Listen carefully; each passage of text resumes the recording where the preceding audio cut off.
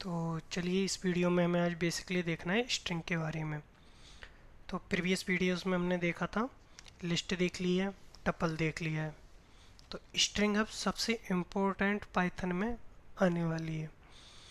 अब हम स्ट्रिंग का यूज कैसे करते हैं, उसके जैसे हमने लिस्ट के फंक्शंस देखे थे, टपल में देखा था, ऐसे ही हम स्ट्रिंग में देखेंगे। मैंने आप लोगों को बताया था कि इम्यूटेबल और म्यूटेबल। म्यूटेबल होती थी हमारी लिस्ट, जो कि राइटेबल होती है, और इम्यूटेबल होती है जिसे हम राइट नहीं कर सकते, केवल रीड कर सकते हैं, जैसे कि टपल। अब टपल में ही हम ऐड कर देंगे स्ट्रिंग। स्ट्रिंग भी इम्यूटेबल है, केवल हम उसे रीड कर सकते हैं, राइट नहीं। ओके, तो देखते हैं अब हम। जैसे हमने ले लिया, स्टार्ट करते हैं। पहले स्ट्रिंग लिखते कैसे हैं आपको तो ये तो मालूम ही है। स्ट्रिंग बन ली मैंने, welcome, welcome to my channel. Okay, मैंने str2 लिया, स्ट्रिंग 2 ले ली, एक कुछ भी ये ले ली। ओके, एक ये भी स्ट्रिंग है। तो देखिए मैं अब क्या करने जा रहा हूँ, प्रिंट। पहले सिंपल से शुरू कर रहे हैं, फिर कॉम्प्लेक्स पे जाते जाएंगे। स्ट्रिंग 2 देखिए ऐड हो गया ना, वेलकम टू माय चैनल 222। ये हो गया सिंपल यूज। जैसे मुझे अब स्ट्रिंग बने में कुछ ऐड करना है, जैसे मुझे ऐड करना है लाइक।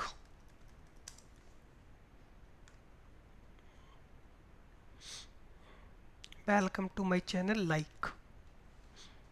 ओके, अब देखिए हम इसमें आपको कुछ नई नई चीज़ें दिखाने वाला हूँ, तो अब इन्हें लर्न भी करना पड़ेगा आपको और समझना भी पड़ेगा। अब देखो मैं क्या करता हूँ, मैं देता हूँ ए इन str2। क्या ए एन str2 में है या नहीं, चेक। ट्रू है, यही मैं दे दूँ। अगर बी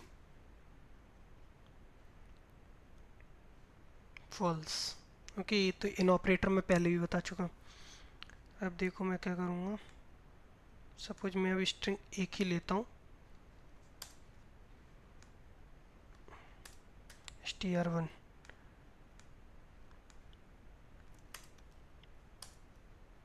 मैं लगाऊंगा str1 dot capitalise,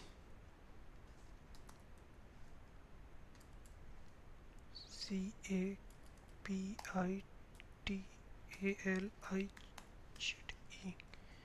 I think spelling is correct.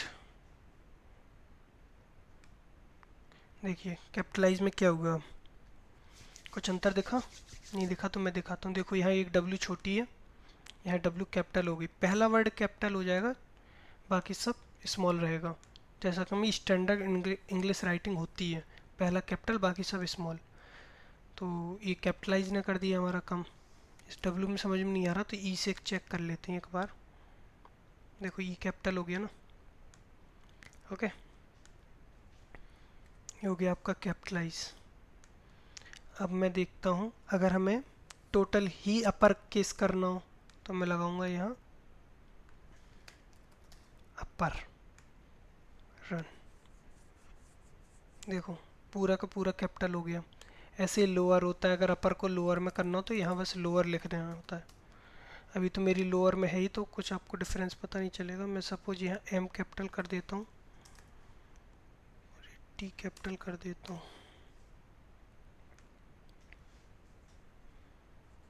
देखो हो गया सब स्मॉल। तो ये लोअर हो गया, अपर हो गया, कैपिटलाइज हो गया। अब आते हैं हम किसी और फंक्शन पे, वो देखते हैं। लोअर कैपिटल एक होता है काउंट। हमें काउंट करना है कि मेरे इसमें ई कितनी बार आया है स्ट्रिंग बन में। देखो 3 बार आया है, 1, 2 और 3। ओके, तो ये 3 बार ई आया, तो ये काउंट फंक्शन का काम हो गया, किसी चीज़ को काउंट करना। अब लगाते हैं फाइंड। फाइंड करता है इंडेक्स, इंडेक्स बता देता है किस इंडेक्स पे है। देखो 0 1 इंडेक्स पे हमें ई मिल गया, तो पहले ही जहाँ मिल जाएगा वहीं बताता है बस। जैसे मैं इस ई को हटा दूंगा, अब देखना कहाँ मिलेगा, 0 1 2 3 4 5, 5 इंडेक्स पे मिलेगा। देखो फाइंड इंडेक्स बता देता है, ये भी सही है। अब तो इंडेक्स निकालना जानते ही है, नहीं तो लो देखो ये होता है, जैसे हेलो ए दिया है कोई वर्ड, तो इंडेक्सिंग ये होती है 0 1 2 3 4, ये होगा इंडेक्सिंग। नेगेटिव में कैसी होती है, -1 -2 -3 -4 -5, ये पहले वीडियो में बता चुका हूँ, तो आप प्रीवियस वीडियो देख लेना अगर आपको ये नहीं मालूम है। तो फाइंड का भी हो गया, फाइंड इंडेक्स बताता है, काउंट टोटल काउंट करता है, कैपिटलाइज हो गया, अपर हो गया, लोअर हो गया। ओके, अब आते हैं हम रिप्लेस। रिप्लेस जैसे मुझे रिप्लेस करना है, जहाँ भी स्मॉल ई मिले उसे कैपिटल ई से रिप्लेस कर दे। देखो क्या हुआ, जहाँ जहाँ ई था, यहाँ से हटा दिया था मैंने पहले, देखो यहाँ ई कैपिटल हो गया हर जगह, तो होता है कैपिटल और स्मॉल, रिप्लेस का हो गया। करते हैं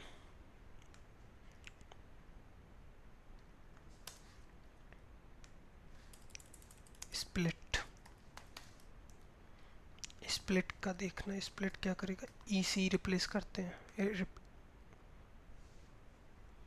देखो एक लिस्ट बन जाती है स्प्लिट से, जहाँ जहाँ ई होगा वहाँ से स्प्लिट हो जाएगी। स्प्लिट का मतलब सेपरेट, डब्ल्यू अलग हो गया, देखो एल सी ओ एम अलग आ गया, एल सी ओ एम जहाँ तक ई मिलेगा। फिर देखो टू अलग आ गया, टू माई चैन, ई आ गया ना, ई से हट जाएगा, एल यहाँ आ गया, ये होता है स्प्लिट। ई नहीं रहता और स्पेस भी रहता है, देखो ये स्पेस है ना, स्प्लिट हो गया। अब आते हैं हम, और ये एक लिस्ट में चेंज हो जाता है, ये ध्यान रखना।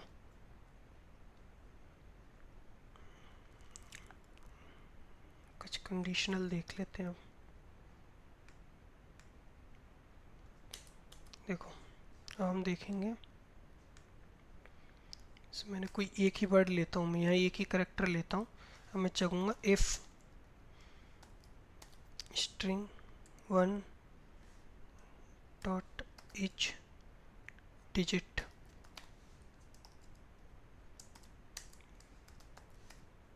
Print str1।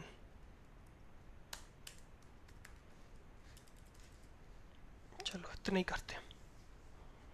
देखो यहाँ कुछ प्रिंट नहीं होगा, नहीं हुआ ना, क्योंकि देखो ये इच डिजिट का मतलब होता है चेक करेगा डिजिट है क्या है। जैसे मैंने यहाँ 1 दे दिया, देखो 1 प्रिंट हो गया, क्योंकि 1 डिजिट है तो इफ़ कंडीशन ट्रू हो जाएगी, तो ये अंदर आ गया। लेकिन जब ए था तो ए तो डिजिट नहीं है, अल्फ़ाबेट है, तो ये चेक करता है कि अल्फ़ाबेट है, तो ये फॉल्स हो गया, तो इसके अंदर नहीं आ पा रहा है। अब देखना मुझे अल्फ़ाबेट चेक करना है, तो इज अल्फ़ा, देखो ए आ गया ना। ये ऐसे यूज होते हैं, जैसे मैंने कुछ नाम दिया, प्लीज़ शेयर द लिंक, देखो ये ट्रू होता है कि फॉल्स, कुछ प्रिंट नहीं हुआ। क्यों नहीं हुआ, क्या किया, स्पेस भी है। अब देखना स्पेस हटा दो, देखो पूरा आ गया ना, स्पेस भी थे इसलिए नहीं आ रहा था वो। अब देखना मैं कहीं भी एक जगह चेंज कर देता हूँ, 8, यहाँ एक भी डिजिट हुआ तो गलत, पूरी की पूरी स्ट्रिंग अल्फ़ा न्यूमेरिक है या नहीं, चेक हो गया, इज डिजिट हो गया, इज अल्फ़ा हो गया। अब आते हैं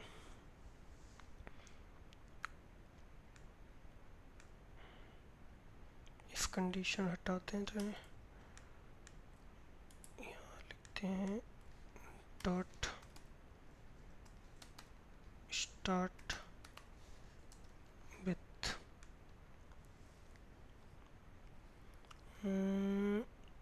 स्टार्ट विथ स्टार्ट्स होता था शायद, I think, sorry,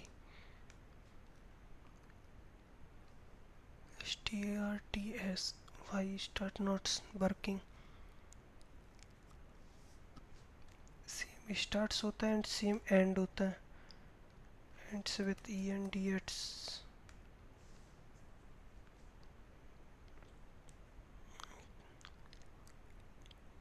I think I forgot the syntax of it. No problem. I told you this in the next video. No problem with this. But you learn all other functions of this string. Okay. So these all about string. You know already string length. Suppose print करते हैं हम length of string 1. Already know 18.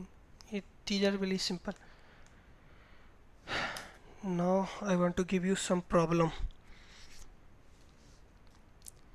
So please like, share and subscribe and comment the program. Nobody comment the program. I think you are not practicing it. Suppose हमारी string है,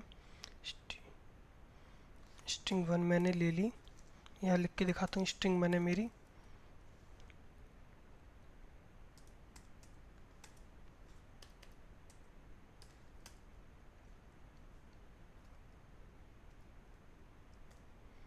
okay, ये हमारी string.